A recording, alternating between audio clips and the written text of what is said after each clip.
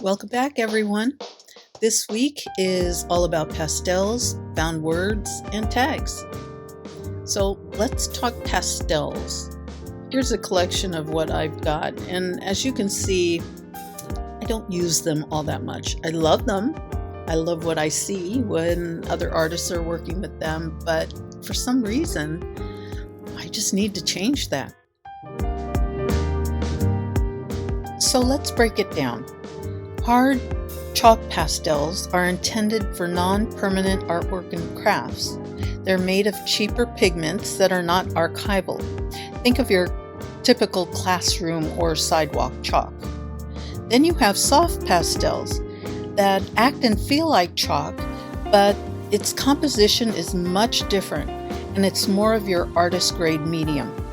Some manufacturers will refer to their soft pastels as chalk because of its application, but there's a big difference since they are densely pigmented and durable.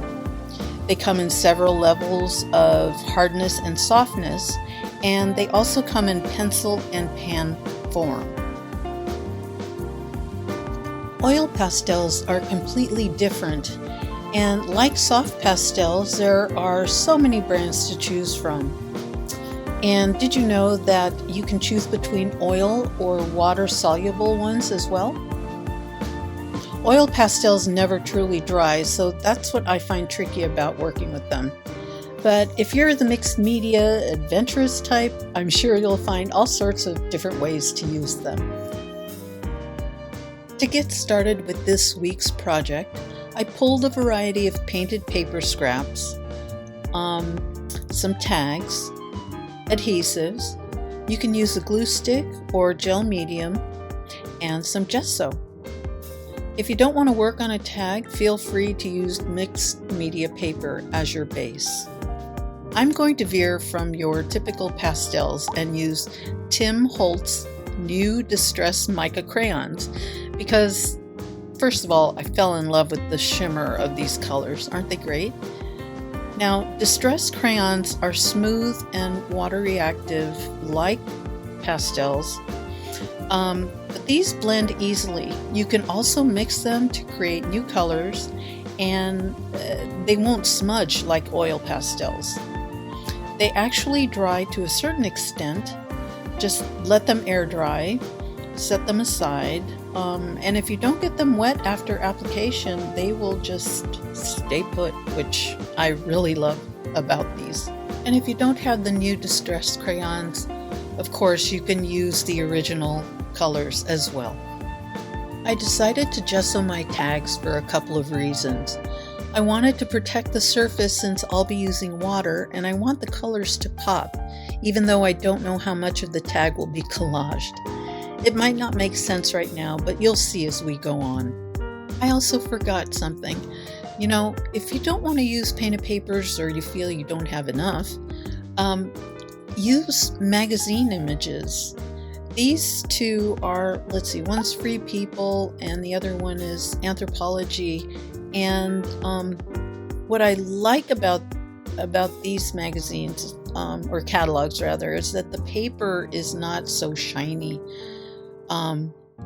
So I like that texture. And then you have interesting patterns. These are all clothing. I mean, that's a sweater. That one's a blanket, a shawl, or maybe even a sweater. I forgot because I cut it out. So look through your magazines and find interesting patterns and colors and textures. You can also use scrapbook paper. You know, anything goes. Old art, it's all good. So I went ahead and did my tags, worked on my tags off camera because I took my time with this. And surprisingly, I did not leave a lot of white space. And I used more papers that I had intended to, but I just went with it. So I was trying not to think so much. Here again, I'm showing you magazine pieces that I included with my paper scraps. So this part of the process is very personal. It's whatever you like. If you like a lot of white space, then go that way. I just, again, went for color, texture, and pattern and laid them out as you see here.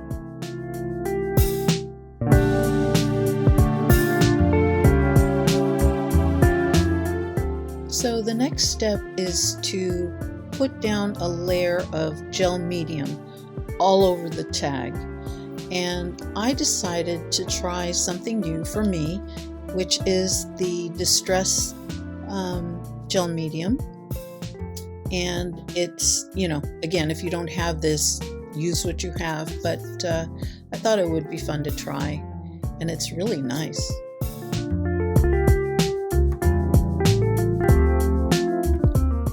Now set these aside and let them dry completely.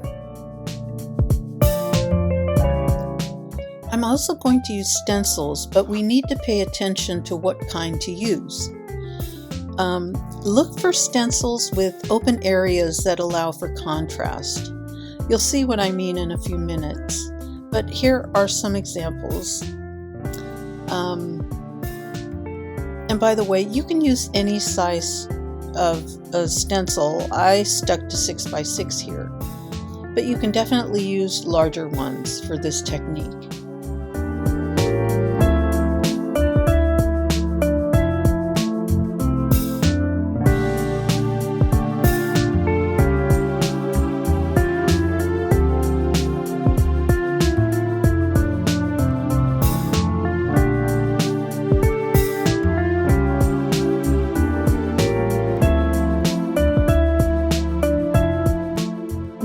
Show you the type of stencil to avoid.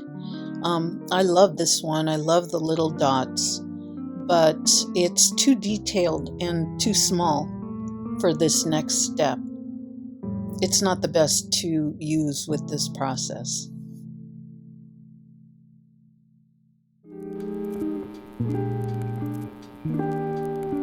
And now for the fun part.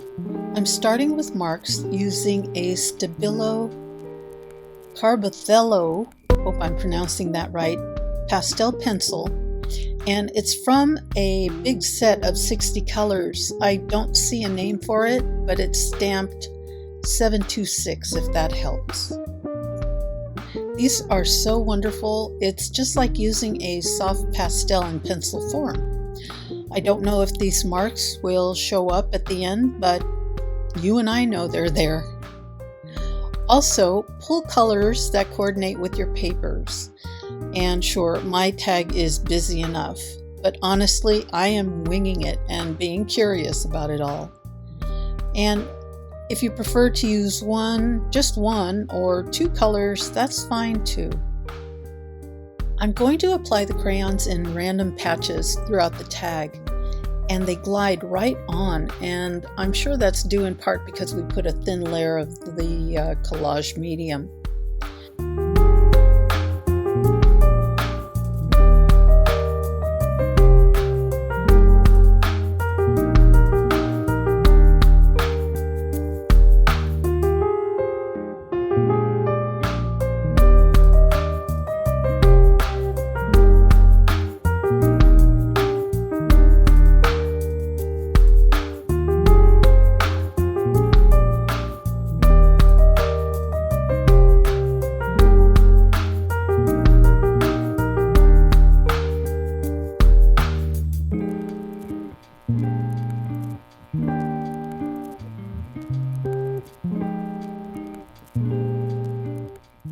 You can choose to rub the colors in if you like with your finger. Just make sure to wipe in between colors unless you want to blend them together. But you really don't have to do that. Again, you can just color randomly throughout the tag.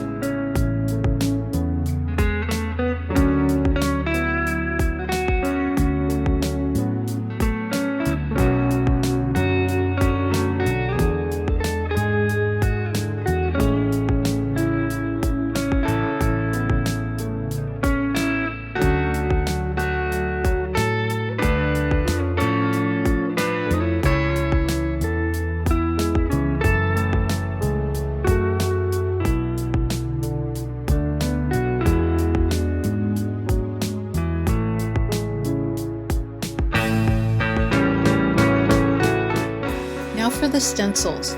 And this is why you want to use designs that allow a fair amount of negative space to work with. But first, take your water spritzer and a paper towel and dampen it enough to use to wipe away the color. Just be sure that your paper towel isn't sopping wet. And don't worry, if you remove too much color, you can always reapply the color and start over. It's very forgiving. You can use a baby wipe if you prefer. Just make sure it's not too wet. And I just want to say, I'm not sure about the alcohol content in baby wipes. I know they differ. And personally, I don't know if that makes a difference to this process. It shouldn't. So, bottom line, use whatever method you feel most comfortable with. So I'm not going to fast forward this. I'll let you watch in real time so you can see how it unfolds. But again, take your time with this. It can be a little tricky. In this case, I have so much color on my collage pieces, and then I've got the color of the crayons on top, and sometimes it's tricky to differentiate between the two. But again, because you can always reapply the color, don't be afraid. Just flow with the process and enjoy. Be curious and have fun.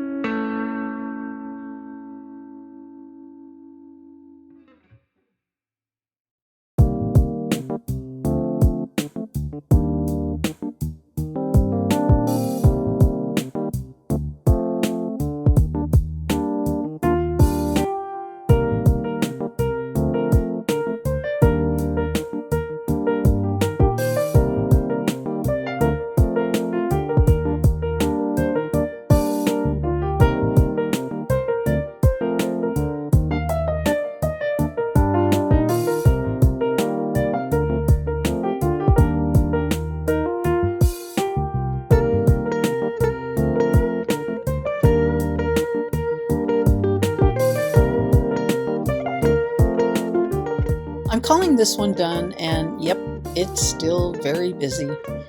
But I do love how the mica shines, and I'm going to let it dry completely and work on another one. This time I'll fast forward.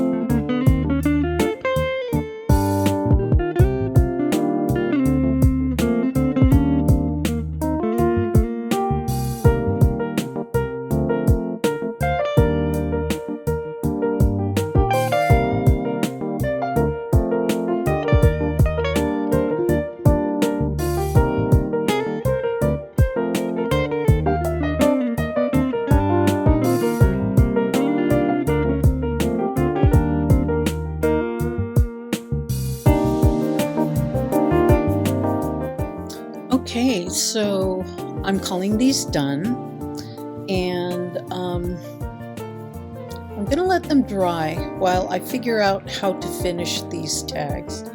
All I know is that with such busy backgrounds, I need a focal point that's strong enough to stand with or against this background. They need to work together rather than compete with each other. So wish me luck.